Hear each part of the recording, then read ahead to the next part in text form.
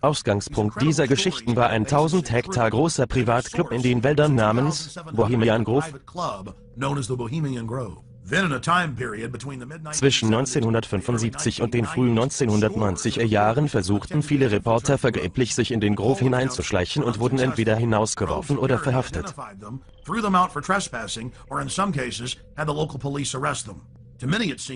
Am 15. Juli 2000 gelang es uns, den Grove zu infiltrieren und das Begräbnis der Sorge Ritual zu filmen. Sie sehen hier Videoaufnahmen, die ich selbst gedreht hatte während der Begräbnis der Sorge-Zeremonie im Bohemian Grove. Mein Dokumentarfilm Dark Secrets Inside Bohemian Grove zeigt auf, wie sich Weltenlenker jeden Juli treffen, um simulierte Menschenopfer an die kanaanische Gottheit Molech zu betrachten. Sie legen die Puppe eines Kindes auf den Altar und opfern sie dem Götzen. Die meisten Anwesenden sind unsere sogenannten christlich-konservativen Führungspersönlichkeiten. Hier ist ein Standbild von einem Video, das ich innerhalb des Bohemian Clubs gedreht hatte. Ein unechter Menschenschädel ist sichtbar. Molech ist eine semitische Gottheit, welche in der Bibel erwähnt wird und deren Anbetung gekennzeichnet war durch die Opferung von Kindern. Seit wir im Jahr 2000 die Grove-Mitglieder enttarnt hatten, wandten sie sich erstmals in begrenztem Umfang an die Öffentlichkeit. Sie veröffentlichten dieses Foto eines Rituals aus dem Jahr 1915. Sie sehen eine Person im Umhang und ein simuliertes Menschenopfer. Hier sehen Sie eine simulierte Hängung aus dem Jahr 1908. Und hier sehen Sie ein Foto von 1909, auf dem scheinbar einflussreiche Funktionäre in seltsamer Kleidung zu sehen sind und ein schwarzer Junge, der auf einer Art von Tisch festgebunden ist. Ich überlasse es Ihnen herauszufinden, was dort geschehen war. Im Jahr 2004 veröffentlichten Grove-Mitglieder dieses Foto von 1934, auf dem Männer in Kapuzenmänteln zu sehen sind. Die kanaanische Gottheit Molech wurde im alten Griechenland angebetet, in Babylon und später in Europa. Sie wird gewöhnlich als Eule, als Stier oder als anderes gehörntes Tier abgebildet und ihr werden Kinder geopfert. Es ist der Vorläufer aller modernen Todeskulte. Ich konnte dieses Titelblatt eines Programmheftes mit einer Abbildung der Begräbnis der Sorgezeremonie aus dem Grove mitnehmen. Mit einem Grafikprogramm wurde das Bild eines Skeletts in den Flammen erstellt. Zu welchem Ziel kommen die Weltenlenker zusammen und nehmen an einem alten kanaanischen Ritual mit einem simulierten Menschenopfer teil? Es bindet sie aneinander. Egal ob George Herbert Walker Bush oder Henry Kissinger, Ronald Reagan oder der US-Notenbankchef Alan Greenspan, der seit 1984 Mitglied ist. Sie sollen aneinander gebunden werden. Nirgendwo ist der Ursprung des Kultes deutlicher dargelegt als in der Autobiografie des Ex-Bundeskanzlers Helmut Schmidt namens Men in Powers, eine politische Retrospektive. Er spricht darüber, dass sie in Deutschland eigene Groves hätten, in denen sie, Zitat, druidische Rituale durchführen. Sein Lieblingsort für die Rituale sei aber der Bohemian Grove. Dieses Buch wurde von Schmidt selbst verfasst und Sie können es problemlos kaufen oder leihen. Er schreibt über die Trilateral Commission, den Council on Foreign Relations, den Bilderberg Club und die Weltregierung. Er schreibt, dass viele der Entscheidungen im Bohemian Grove getroffen würden. Wir konnten die internen Annalen des Bohemian Groves von den Jahren 1987 bis 1996 beschaffen. Diese Publikationen werden nur an Mitglieder herausgegeben. Darin sehen wir Bilder von George W. Bush und dessen Vater, von Newt Gingrich und von weiteren berühmten Individuen im Grove. Walter Cronkite, Jimmy Carter, Jack Kemp, Richard Milhous Nixon und so weiter und so weiter. Falls Sie immer noch an der Realität zweifeln, hier sehen Sie die Ausgabe des Spy Magazines vom November 1989. Die Grover veröffentlichten Fotos von sich, wie sie in weibliche Aufmachung herumtanzten. In dem Artikel gaben sie zu, simulierte Menschenopfer durchzuführen. Es werden künstlerische Darstellungen gezeigt vom Molech-Götzen. Es wird beschrieben, wie männliche Prostituierte in den Grove geschleust werden und wie AIDS ein Problem geworden war. In einem Artikel der New York Post vom Juli 2004 wurde berichtet, wie ein Top-Schwulen-Pornostar die Mächtigen im Grove bediene. Die britischen Dokumentarfilmer von World of Wonder berichteten,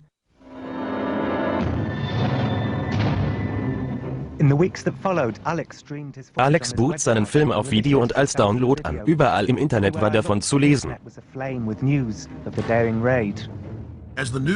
Die Neuigkeit verbreitete sich auf dem Planeten und die Leute waren erstaunt darüber. Sie waren darüber erstaunt zu erfahren, dass viele US-Präsidenten und britischen Premierminister, deutsche Kanzler, die Hollywood-Elite, die Köpfe der Wirtschaft und Wissenschaft sowie das Federal Reserve Chairman jedes Jahr um die Grove reisten und dass Präsidenten seit der Wende des letzten Jahrhunderts im Jahr 1900 dorthin zu gehen hatten. Sie waren über jede neue Offenbarung der Rituale schockiert. Dieser Film zeigt, was wir in den 5 Jahren seit unserer Infiltration dazu gelernt haben.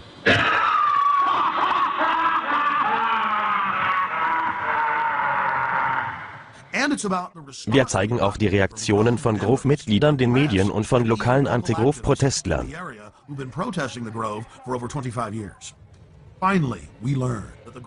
Der Grove ist ein einzelnes Kapitel einer globalen geheimen Gesellschaft, die nach einer Weltregierung strebt.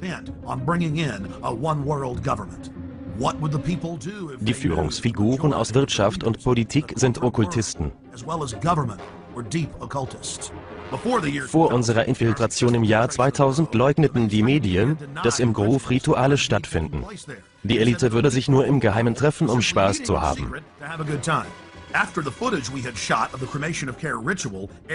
Nachdem das Video vom Grove-Ritual im britischen und amerikanischen TV gesendet wurde, berichtete der San Francisco Chronicle in bis zu 5 Artikeln pro Jahr über die bizarren Vorgänge im Grove. Schwarzer Neger traf dort mit Karl Rove auch die Entscheidung, bei der Gouverneurswahl in Kalifornien anzutreten.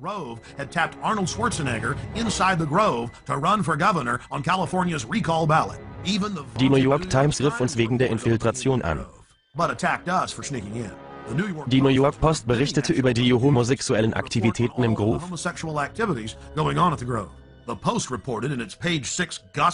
Der schwulen Pornostar Chad Savage bediene dort die Mächtigen. Der Grundtenor von all diesen Medienberichten lautete: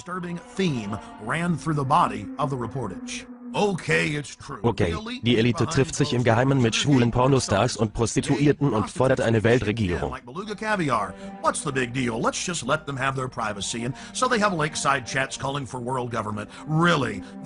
Die einzigen Leute, die wir beobachten müssen, sind die gefährlichen Spinner, die diese Sachen aufdecken.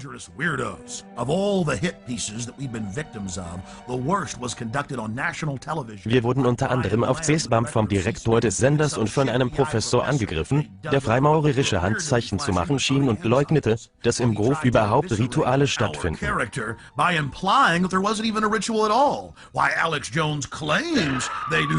Zu der Zeit hatten Grover die Rituale längst zugegeben. Overnight they had a gentleman on by the name of Alex Jones, who has a Alex Jones hat eine Radioshow in Texas und die Neuigkeit wurde landesweit bekannt. Er spricht über den Bohemian Grove, dass dort alles geschieht, dass Entscheidungen getroffen werden, dass Tausende von Leuten hingehen. Und es gibt so eine Zeremonie mit einer Eule und so weiter. Haben Sie die Sache verfolgt? Ja, das habe ich. Alex Jones redet seit langem darüber. Der Bohemian Grove ist sicherlich ein privater Club in den Wäldern nördlich von San Francisco. Ein Platz, wo sich jeden Sommer die Wohlhabenden und Einflussreichen treffen.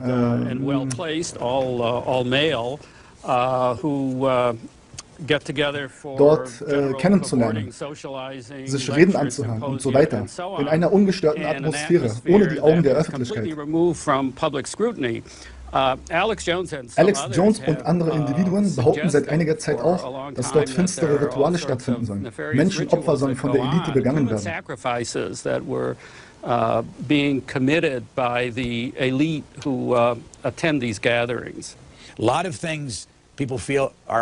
Viele glauben, dass die Bilderberger, die Triliteralkommission der CFR, die Freimaurer, die Illuminati, Skull and Bones, New World Orders und so weiter hinter den Kulissen regieren und eine neue Weltregierung planen. Du hast heute Nacht bestimmt mehr Informationen, als ich sie habe. Rufen Sie uns an und unterhalten Sie sich mit unserem Gast. Definieren Sie Illuminati. Die Illuminati waren eine kleine, quasi freimaurerische Gruppe, gegründet 1776 in Mitteleuropa.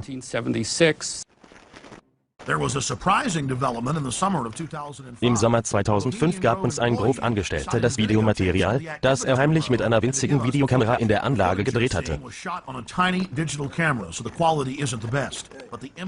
Dieser Grove-Angestellte möchte anonym bleiben. Die uns verfügbaren Quellen zeigen nach genauer Betrachtung mit dem Ergebnis, welche die Bohemian Grove Documents anders erscheinen lassen. Er sah auch mit eigenen Augen den Gouverneur von New Mexico Bill Richardson, den obersten Bundesrichter, Clarence Thomas, den berühmten Nachrichtenmann, Walter Cronkite und viele andere.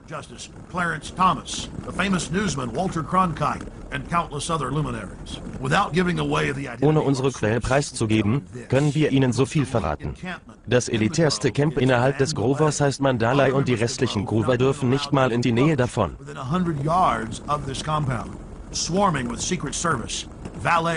Es wird strengstens bewacht und stellt einer Eliten innerhalb einer Elite dar, die Spitze der Pyramide.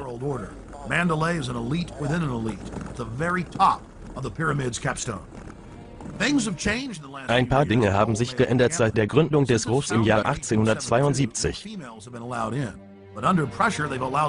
Inzwischen dürfen Frauen dort Autos parken und in den Küchen arbeiten. Unsere Quelle ist männlich und wurde im Grove ständig von älteren Männern gefragt, ob er mit Kerlen schlafen würde und ein wenig Spaß haben wolle.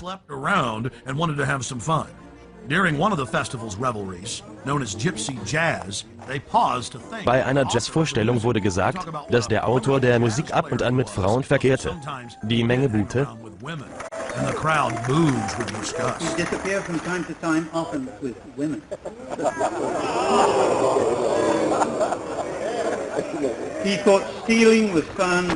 In den Annalen des Groves wird damit geprahlt, dass die Pläne für den Bau der ersten Atombombe und für das Atomraketenabfangprojekt in diesem Holzhäuschen im Grove heimlich beschlossen wurden. Die strategische Verteidigungsinitiative, besser bekannt als das Star Wars Projekt, ist auch eine Idee von den Grove-Mitgliedern, welche auch in dieser Hütte entstand.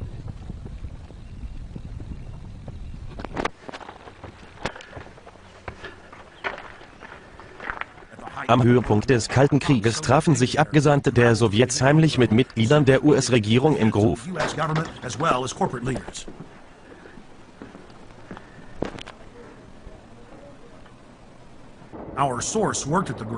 Unsere Quelle beschaffte sich die Titelseiten von 2 Heften der Begräbnis der Sorgezeremonie sowie eine Mitgliederliste von 2005. Letztere beinhaltet die Namen der US-Elite, Ex-Präsidenten Jim Carter, George Herbert Walker Bush, George Walker Bush, Henry Kissinger, George Shultz und so weiter. Dies ist ein Video, das immer noch wie der Eingang vom hinterwäldischen Lager glänzt, wo Präsident Bush blieb. Schau, wie der kleine Teufel glücklich mit seinem gegabelten Schwanz und seiner kleinen Zähnen lächelt und tanzt. Oh, es ist so christlich. Ich bezeichne Präsident Bush jedoch als einen christlichen Namen, aber dies wird ihn einen grausamen Kriegsleiter machen. Die meisten Grover sind Republikaner, aber es gibt auch einige Demokraten.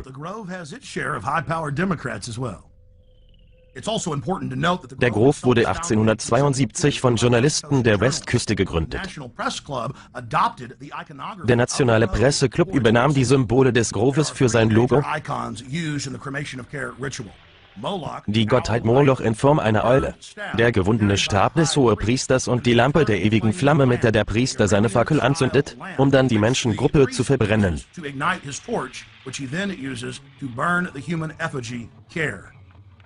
So sieht die Puppe am Morgen nach dem Ritual aus.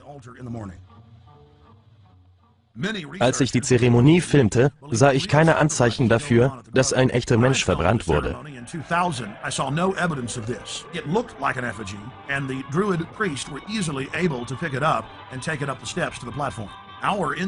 Unsere Quelle sagte uns, dass es insgesamt 4 Puppen gibt.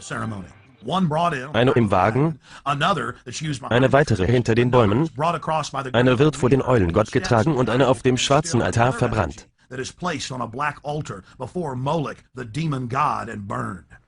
Sie sehen die ersten Videobilder, die in dem Steingötzen gedreht wurden.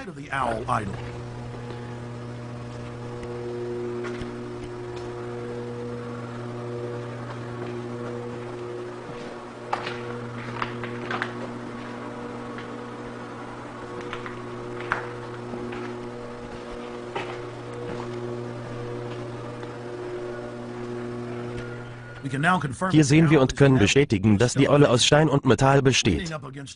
Hier ist der gepflegte Orton-Skelett, die das Gewissen repräsentiert. Alles, was übrig blieb, ist das Orton-Skelett.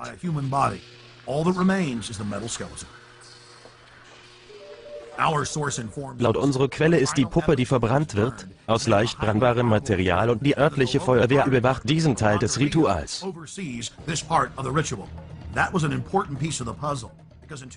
Als wir 2003 Feuerwehrmänner von Monterrey nach dem Grove fragten, wurde diese sehr nervös und befahlen uns, unsere Kamera abzuschalten.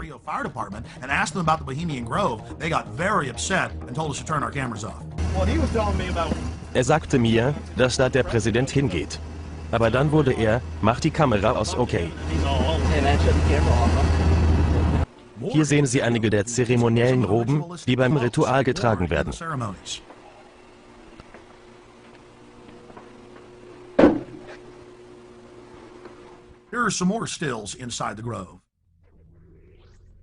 Unser Eins verbringt seine Freizeit bei Footballspielen, die Elite aus Politik und Wirtschaft führt simulierte Menschenopfer durch, für die Gottheit Molech.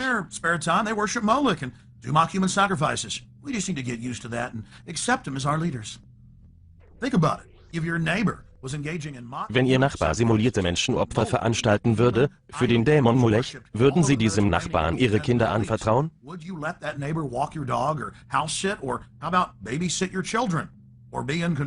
Würden Sie ihm unser Nuklearwaffenarsenal anvertrauen? Die Elite kontrolliert das Finanzsystem, den Kongress, die Polizei, und sie betrachtet uns als Vieh, als Sklaven.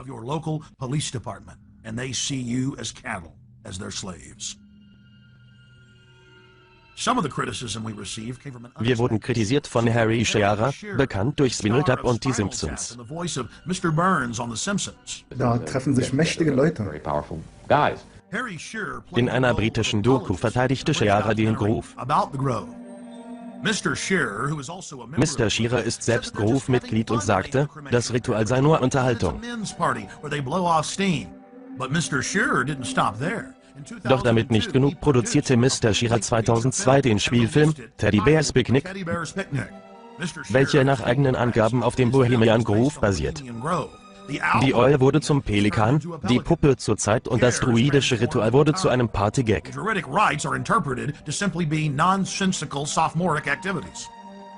Die Handlung des Films, die Elite möchte ihre Rituale geheim halten, aber zwei Angestellte filmen die Aktivitäten heimlich. Auf wen sich dieser Film wohl bezieht? Eine Durchsage: Jeder, der auf der anderen Straßenseite parkt, muss sein Auto entfernen.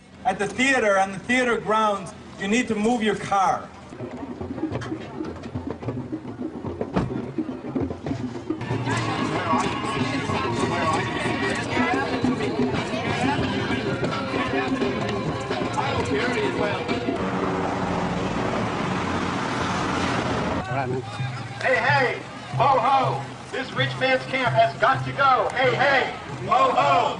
This rich man's camp has got to go. Hey, hey! This rich man's camp has got to go. Hey, hey! This rich man's camp has got to go. Hey, hey!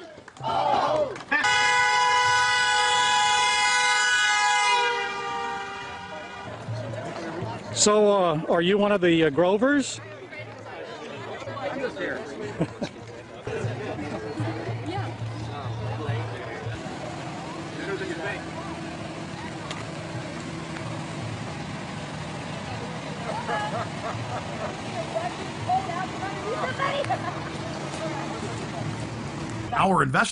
Eine Reporterin hatte eine Konfrontation mit dem Secret Service. Ich wurde auf eine Reihe teurer Autos aufmerksam gemacht. In einem waren Aufnahmegeräte. Ich fragte den Fahrer, wer er sei, und er antwortete: Nehmen Sie Ihr Mikro aus meinem Auto. Take your mic out of my car, lady, and step back. And I said, would you repeat that for broadcast? And held it even closer. Ich fragte, ob er das vor der Kamera wiederholen würde. Er drehte um und fuhr in diese Richtung. Leute sagten mir, dass er zuvor Protestler gefilmt hatte. Er war also einer von der anderen Seite. Der schlechten Seite. Genau, der schlechten Seite. Okkulte Netzwerke der Vergangenheit und Gegenwart weisen die gleichen Pyramidenstruktur auf. Unten Getäuschte mit guten Absichten, in der Mitte die Manager, oben die Anhänger eines luziferischen Todeskultes. Luciferian death cult adherents at the top. In Indien gibt es Kali, die höchsten Götter der Mayas und Azteken waren Totengötter, genau wie im alten Ägypten, Babylon, Rom und Griechenland.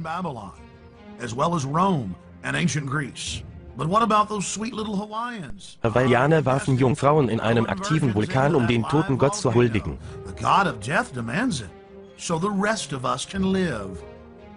Die Druiden erschlugen ihre Kinder und warfen sie ins Moor.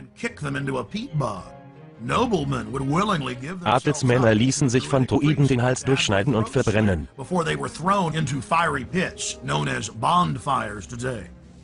In Europa war es Tradition, den stärksten Krieger in schwierigen Zeiten in einer Holzpuppe zu stecken und zu verbrennen. Dieses Opfer sollte die Götter dazu bewegen, Leben zu schenken. Tod bringt Leben. Man nennt es kreative Zerstörung, aber in Wirklichkeit ist es nur ein Werkzeug der Elite, mit dem sie ihre Bevölkerung dominieren und ausbeuten.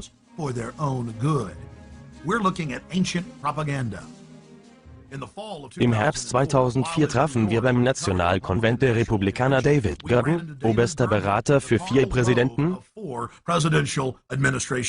Als wir in New York waren, trafen wir auf den Karl Rove von 4 Administrationen. David Gergen, Top-Berater der Präsidenten Ford, Reagan, George Herbert Walker Bush und Bill Clinton.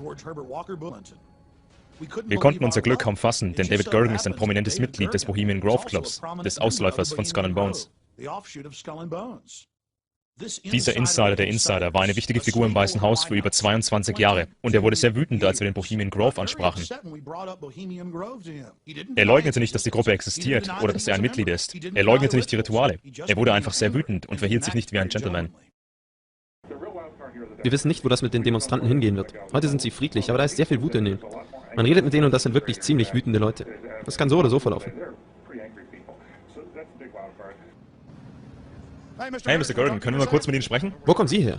Ich bin Alex Jones, ich habe eine Fernsehsendung in Austin, Texas und ich drehe Dokumentarfilme. Nur ein paar Fragen über den Konvent. Ist hier irgendwo eine Kamera? Ja, dort. Ich möchte natürlich zuerst um Ihre Erlaubnis fragen. Okay, sehen Sie, ich muss... Nein, ich verstehe, nur 1 oder 2 Minuten. Okay. Wir sprechen mit David Gergen. Er hat mehrere Präsidenten beraten, hat mehrere Bücher geschrieben und ist ein Politanalytiker oder Politikwissenschaftler. Kommentator, was auch immer. Wie lange sind Sie schon in New York? So 4 Stunden. Was halten Sie von dem Zirkus?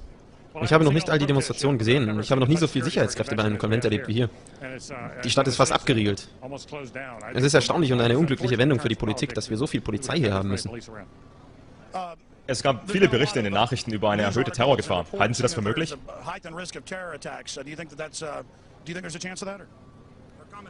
Die haben eben erst einen Terrorplan vereitelt, laut dem jemand U-Bahn-Züge sprengen wollte. Ja, ich denke, es gibt eine reale Gefahr. Der Madison Square Garden befindet sich praktisch über einer U-Bahn-Station. In Boston war der Konvent über einer Bahnstation. Man muss sich daran erinnern, dass Bahnstationen sehr leicht zugänglich und verwundbar sind. In Spanien zielten sie auf Züge ab und das Ganze war nicht einmal sehr teuer. Ich denke, es besteht Gefahr, aber die Polizei passt gut auf. Das Ganze wird als ein Ereignis mit erhöhtem Sicherheitsbedarf behandelt. Das bedeutet, dass es hier nicht nur die offensichtlichen Polizeieinheiten gibt, sondern dass auch ein Haufen private Gruppen hier sind. Okay, eine letzte Frage. Ich las einen Washington Times Artikel vor vielen Jahren, in dem sie diese Organisation kommentierten. Und inzwischen wurde im Wall Street Journal und in vielen anderen Zeitungen darüber berichtet. Es geht um den Bohemian Grove. 1996, als sie zum Berater von Clinton wurden, wurden sie von den Republikanern kritisiert wegen dem Bohemian Grove. Dann konterten sie mit den Worten, hey, ich laufe wenigstens nicht nackt durch die Wälder. Was hatte das zu bedeuten? Hier sehen Sie den Artikel aus der Washington Times. Er sagte, er renne nicht nackt durch die Wälder. Ich weiß nicht, auf welches Zitat Sie Bezug nehmen. Ich bin mir keines solchen Zitates bewusst. Ich bin ein glückliches Mitglied des Bohemian Groves. Ich mag die Leute, die dorthin gehen, und es ist unpassend, dass ich mich weiter über die Gruppe äußere. Danke. Waren Sie dort für die Begräbnis der Sorgezeremonie? Offen gesagt denke ich nicht, dass ich mich mit Ihnen darüber unterhalten brauche. Oh, große Eule von Bohemia, wir danken dir.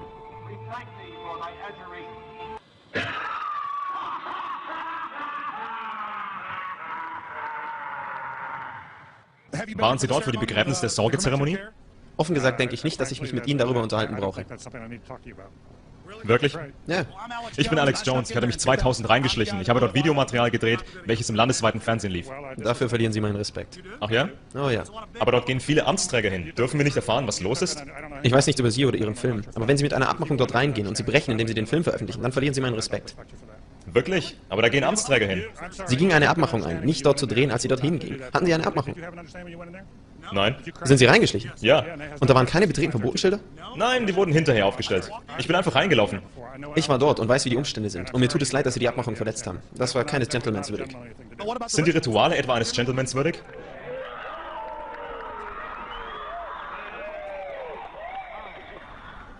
Sir, ich schulde Ihnen diese Antwort nicht.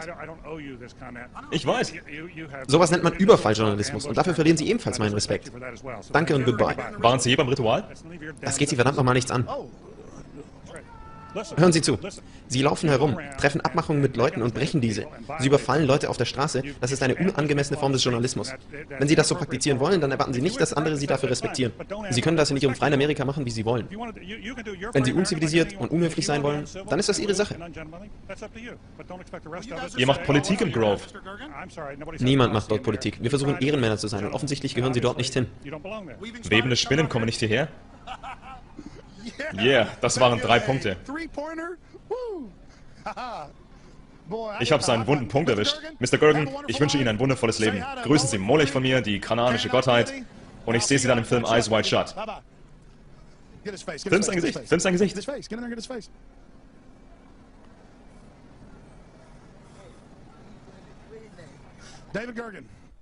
David Gergen sagt, dass wir wütend wären? Wir wissen wirklich nicht, wohin das mit den Demonstranten gehen wird. Sie sind heute zwar friedlich, aber da ist viel Wut in denen. Man redet mit ihnen und das sind ziemlich wütende Leute. Waren Sie je beim Ritual? Das geht Sie verdammt nochmal nichts an.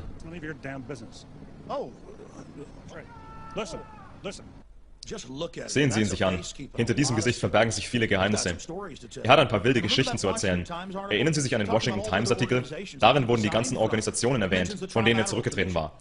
Die Trilateral Commission, der Council on Foreign Relations. Alles Gruppen, die eine Weltregierung etablieren und die Zerstörung von Amerikas Souveränität erreichen wollen. Diese Leute nehmen Geheimhaltung sehr ernst.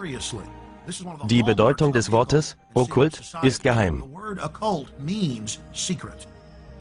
Geheim ist ein Teil ihrer Religion und auf die Verletzung der Geheimhaltung wird scharf reagiert. Okkultismus ist enorm weit verbreitet in unserer Gesellschaft und besonders in den Kreisen der Politiker und der Wirtschaftselite.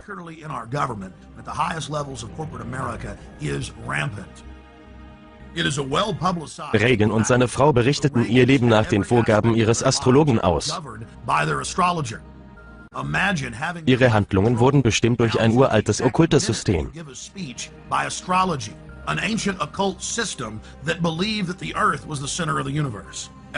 Eleanor Roosevelt hielt Seancen im Weißen Haus ab und versuchte, Kontakt mit den Toten aufzunehmen. 16 Jahre später hielt auch Hillary Clinton Seancen ab. Der Premierminister Tony Blair zeichnet jeden Morgen einen Kreis und beschwört eine Kraft, die er das Licht nennt. Er basiert Entscheidungen auf dem, was ihm der Geist zuflüstert. Adolf Hitler war bekanntermaßen Okkultist und Mitglied der Gesellschaft von Thule, eine Gruppe, die auf den Totenorden zurückzuführen ist, welcher 1776 im bayerischen Ingolstadt gegründet worden war und unter anderem mit Skull and Bones ein Kapitel in Amerika eröffnete.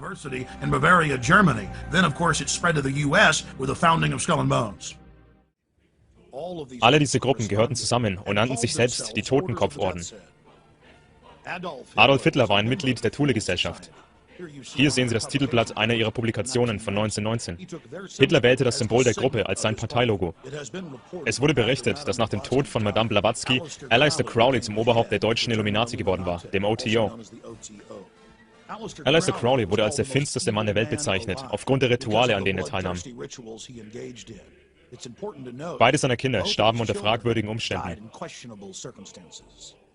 Sollte es uns daher überraschen, dass der Führer des Dritten Reichs, welcher Millionen Menschen töten ließ, ein Schüler dieser beiden kranken Individuen gewesen war? Die Waffen-SS waren besondere Henker des Dritten Reichs. Sie trugen an ihren Mützen einen Totenkopf mit gekreuzten Knochen aus Aluminium oder Silber. Hier sehen Sie einen Feldmarschall aus dem Ersten Weltkrieg mit einem Totenkopf an seinem Hut. Alle von Hitlers Handlungen waren eine Manifestation der dunkelsten Träume des Totenordens. Erinnern Sie sich daran, dass der Skull and Bones Orden sowie der Bohemian Grove Ableger dieser globalen Bewegung sind. Die Nazis trugen Totenköpfe mit gekreuzten Knochen an ihren Mützen. Vergleichen Sie das mit dem Symbol von Skull and Bones und mit dieser frühen Nazi-Medaille, welche nicht nur aus einem Hakenkreuz besteht, sondern auch die Zahl 32 abgebildet hat. Wir sehen diese Symbole in der gesamten Nazi-Kultur. Hitler glaubte, dass sie von diesen Symbolen Macht beziehen würden, und er sprach öffentlich darüber. Hier sehen Sie ein Foto aus der Präsidentschaftsbibliothek von George Herbert Walker Bush. Er ist zusammen mit seinen Universitätskameraden abgebildet und in der Mitte befindet sich das Zeichen des Totenordens, der Totenkopf mit gekreuzten Knochen und der Zahl 322 darunter. Wir waren beide in Skull and Bones, der Geheimgesellschaft. Es ist so geheim, dass wir nicht darüber reden können. Was bedeutet das für Amerika? Die Verschwörungstheoretiker werden ausflippen. Da bin ich sicher. Ich habe die Internetseite nicht gesehen. Nummer 322? Erstens ist er noch nicht nominiert und, aber... Sind Sie bereit zu verlieren? Nein, ich werde nicht verlieren. Ihr wart beide Mitglieder von Skull and Bones, eine Geheimgesellschaft in Yale. Was sagt uns das? Nicht viel, denn es ist ein Geheimnis. Gibt es einen geheimen Handschlag, einen geheimen Code? Ich wünschte, es gäbe etwas Geheimes, das ich hier enthüllen könnte. 322, die geheime Nummer? Es gibt viele Geheimnisse, aber eins ist kein Geheimnis. Ich lehne die politische Richtung dieses Präsidenten ab. Die meisten Leute wissen nicht, dass der Skull and Bones Orden in Yale nur ein Kapitel einer größeren, weltumspannenden Organisation ist, vielen bekannt als die Illuminati. Das Symbol ist ein Schädel, gekreuzte Knochen und die Zahl 322. Skull and Bones ist der Name, den die Nicht-Eingeweihten, die Nicht-Mitglieder verwenden. Der wahre Name der Organisation ist der Totenorden oder Totenkopforden. George Bush und John Kerry wurden beide auf die gleiche Art eingeführt. Sie schworen den höchsten Eid auf die Grabstätte und den Totenorden. Sie schworen, einen ewigen Krieg gegen die gesamte Menschheit zu führen. Im April 2001 gelangte ABC News an wenige Minuten Videoaufnahmen von einem kleinen Teil des Rituals, welches im Innenhof des Gebäudes abgehalten wird. Man wurde Zeuge von makabren Vorgängen, Gesänge wie „Der Tod ist der Tod“ und „Der Teufel ist der Tod“ während simulierten Menschenopfern. Präsident Taft war ein bekanntes Mitglied von Skull and Bones und im Jahr 1900 wurde er der erste Präsident, der den Bohemian Grove in Nordkalifornien besuchen durfte, ein Ableger von Skull and Bones. Seit 3 Generationen sind Mitglieder der Familie Bush Mitglieder bei Skull and Bones. Seit 3 Generationen reisen sie auch nach Nordkalifornien zum Bohemian Grove. Auch viele berühmte Nicht-Amerikaner wie der deutsche Ex-Bundeskanzler Helmut Schmidt waren dort. Hier sehen Sie Ronald Reagan und Richard Nixon im Jahr 1957 im Bohemian Grove. Beide Männer schrieben über die Organisation in ihren öffentlichen Memoiren. Schwarzenegger hat den Grove besucht, genauso wie Ex-Präsident Jimmy Carter.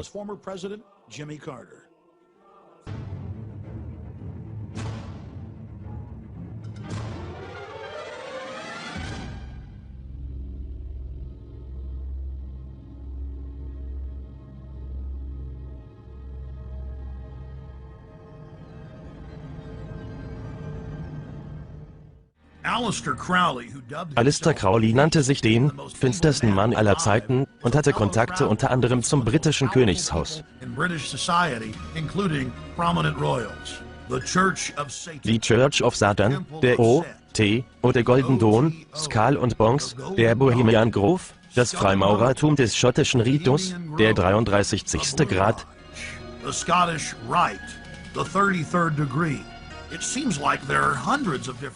alle diese okkulten Gruppen sind nur verschiedene Denominationen von ein und derselben Religion, die ägyptische und babylonischen Mystery-Schule. Der Freimaurer Albert Pike gründete den Ku Klux Klan und der schwarze Freimaurer und Politiker Jesse Jackson fordert nicht, dass Pikes Statue in Washington entfernt wird.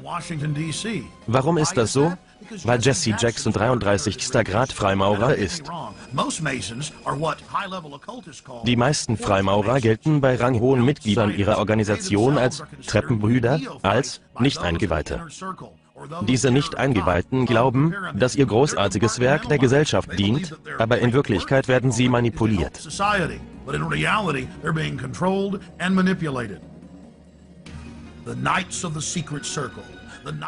Hochrangige KKK-Mitglieder nannten sich Ritter des Goldenen Kreises, die unterrangigen Nicht-Eingeweihten verstanden nicht, dass sie Teil einer freimaurerischen Organisation sind.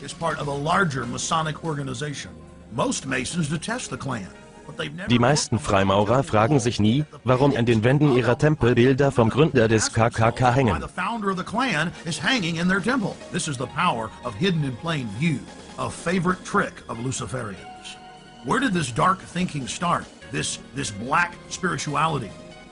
Ursprünge des luziferischen Kultes liegen im alten Ägypten und Babylon.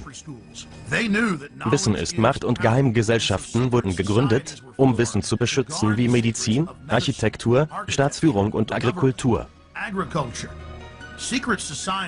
Geheimgesellschaften waren die ersten Geheimdienste.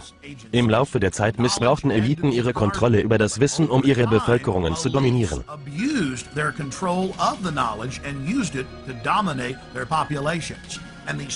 Dieselben Kontrollmechanismen werden heute noch benutzt. Die Elite weiß, dass Geheimhaltung die Basis ihrer Macht ist, und die Elite verblödet den Rest der Menschheit.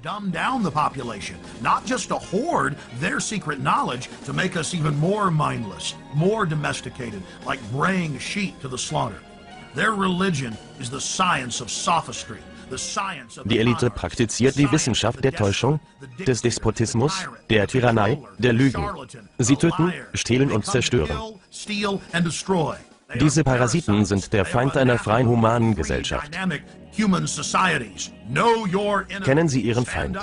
Stehen Sie ein für Liebe, Leben und Familie und bekämpfen Sie den geplanten babylonischen Sklavenstaat, die neue Weltordnung.